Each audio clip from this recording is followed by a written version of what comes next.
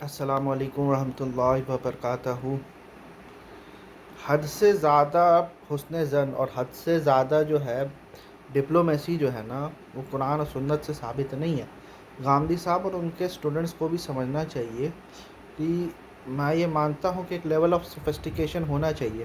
جب کوئی علمی بات ہو رہی ہے تو علم سے ہی جواب دینا چاہیے، ٹھیک ہے؟ لیکن کوئی بھی بندہ آ کے جو ہے آپ کو انسلٹ کر کے چلے جائے، آپ کو جو ہے کچھ بھی بول کے چلے جائے، تو قرآن و سنت یہ نہیں سکھاتا ہے کہ آپ جو ہے اس انسلٹ کو جو ہے آپ جو ہے ہمیشہ سے معاف کر دو۔ نہیں، قرآن و سنت نے یہ کہیں پر بھی نہیں یہ چیز سکھایا ہے کہ آپ کا اپنا خود کا کوئی سیلف ریسپیکٹ نہیں ہونا چاہیے۔ ابھی میں یہ دیکھ رہا تھا اپنے طلحہ علی بھائی کو، تو وہ ان سے عاصم افتخار مولانا ہے، وہ آ کے پوچھے تھے اہل سنت والجماعت، اور ان کو بولنے ہی نہیں دے رہے، بولنے آپ یہ آپ وہ آپ یہ۔ میرا یہ کہنے کا مطلب ہے کہ بھائی کوئی بھی آ کے آپ سے بدتمیزی کر کے چلا جاتا ہے، ٹھیک ہے، اور آپ جو ہے وہ اخلاق کا حوالہ دے کے جو ہے آپ جو ہے بولتے کہ نہیں ہاں میں کچھ نہیں۔ میں یہ مانتا ہوں کہ اخلاق کے دائرے کے باہر ہم لوگ کو نہیں نکلنا چاہیے، لیکن اخلاق ہے کیا؟ کیا قرآن میں اخلاق بیان نہیں ہوا ہے؟ کیا صحابہ میں اخلاق نہیں تھا؟ وہ لوگ جب بات کرتے تھے تو کیا اس طرح بات کرتے تھے کہ آپ کی خدمت میں عرض ہے؟ ارے بھائی، وہ قرآن بولتا ہے قولوا قولا سدیدا۔ کوئی بندہ اہل سنت سے آئے، کوئی دیوبندی آئے، کوئی بریلوی آئے، اس کو سیدھا سیدھا جواب دو بھیا۔ دیوبند دماغ بند، بریلوی جو ہے وہ کچڑا سکھاتا ہے، وہ سپرسٹیشن پھیلاتا ہے، یہ سیدھا سیدھا بولو بھائی۔ یہ کوئی آپ کی، اور یہ جو ہمارے حسن الیاس بھائی ہے، وہ جو ہے انجینئر محمد علی مرزا کو بولتے ہیں کہ بابے تو کوئی شے نہیں ہے۔ بالکل بابے تو کوئی شے نہیں ہے بھائی، کیوں نہیں ہم ان کو بابے بلائیں گے جنہوں نے پورے جو ہے امت کا بیڑا غرق کر کے رکھا ہے۔ ہم لوگ پولیٹیشین کو کچھ بھی بلا لیتے ہیں، ہم لوگ پولیس کو جب کرٹیسائز کرنے پہ آتے تو وہ ہم لوگ کرٹیسائز کر دیتے ہیں۔ میں یہ بولتا ہوں کہ پرسنلی کسی کو پرسنل اٹیک نہیں کرنا چاہیے، لیکن کوئی بندہ دین کا بیڑا غرق کرتا جا رہا ہے، کوئی بندہ ایکسٹریمزم پھیلاتا جا رہا ہے، ٹھیک ہے، اور آپ یہ بولتے ہیں کہ میں آپ کے خدمت میں عرض کرتا ہوں۔ کیوں عرض کرتے ہو بھائی؟ سیدھا سیدھا بولو کہ بھائی یہ گمراہی ہے، یہ جو ہے کفر ہے، ٹھیک ہے۔ کوئی بریلوی کا نمائندہ آتا ہے تو اس کو سیدھا بولو کہ بھیا تم لوگ گمراہی پھیلا رہے ہو، ٹھیک ہے۔ اٹیک کرو، attack is the best defence. ہم لوگ تو صرف ڈیفینس میں ہی لگ جا رہے ہیں بھائی۔ کوئی بھی بندہ آ رہا کچھ بھی بولے، گھنٹہ مندر کا گھنٹہ سمجھ کے رکھ دیا ہے کہ کوئی بھی جو ہے آتا ہے بجا کے چلا جاتا ہے۔ اور دوسری سب سے بڑی بات یہ ہے کہ ہم لوگ مسلم ہیں، ہم لوگ کو اہل سنت والجماعت کا سرٹیفکیٹ کی ضرورت نہیں ہے۔ بھاڑ میں جا اہل سنت والجماعت، ٹھیک ہے۔ ہم لوگ کو اللہ نے مسلم بنایا ہے، رسول اللہ صلی اللہ علیہ وسلم نے مسلم بنایا۔ ہم لوگ کیوں ان کے ویلیڈیشن کے لیے پڑے ہوئے بھائی؟ نہیں ماننا سنی مت مانو، یہ لوگ آپس میں ایک دوسرے کو سنی نہیں مانتے، تو جسٹ بیکاز اس کی پاپولیشن زیادہ ہے، ٹھیک ہے، اس سے حق کی کوئی یہ نہیں ہے۔ وہ مسلمانوں کا کیا حالت ہے وہ ان کے وہ دکھ ہی رہا ہے، پورے دنیا کو دکھ رہا ہے، زیادہ کچھ بولنے کی ضرورت نہیں ہے۔ اور انہی لوگوں کی وجہ سے، تو انہی لوگوں کی وجہ سے ہے، تو انہی لوگوں کو بلیم کرنا چاہیے۔ ہمیشہ بڑوں کی غلطی ہوتی ہے، چھوٹوں کی غلطی نہیں ہوتی ہے۔ قرآن میں بھی آپ دیکھیے گا رسول اللہ صلی اللہ علیہ وسلم کے خلاف جو ہے سب سے زیادہ بڑے لوگ تھے، ٹھیک ہے، اور جتنے بھی رسول ہیں سب کے زیادہ خلاف جو ہے سب سے زیادہ بڑے لوگ تھے۔ ایون نوح علیہ السلام کی جو قوم ہے، ان کا بیٹا تو کافر مرا، ٹھیک ہے، لیکن اس کے علاوہ جو ہے وہ سب بڑے لوگ تھے، ٹھیک ہے۔ تو ہمارے بھی جو ہے جو بڑے علماء ہے، سب سے پہلے تو ان کو ٹانگو، ان کو لٹکاؤ۔ جی میں یہی لینگویج یوز کروں گا، سب سے پہلے ان کو لٹکاؤ۔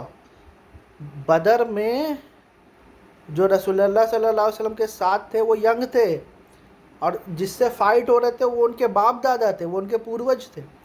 تو اللہ نے بچوں کو اٹھا کے پوروجوں کا ناش کر دیا۔ اللہ نے بچوں کو اٹھا کے، ابراہیم علیہ السلام کو آپ دیکھ لیجئے، کیا ابراہیم علیہ السلام یہ بولتے تھے آپ کی عرض میں یہ آپ کے خدمت میں میں عرض کرتا ہوں؟ اس طرح سے بات کرتے تھے اللہ ابراہیم علیہ السلام تو بولتے تھے تم اور تمہارے بزرگ تو ایک دم ضلال المبین میں، کھلی گمراہی میں۔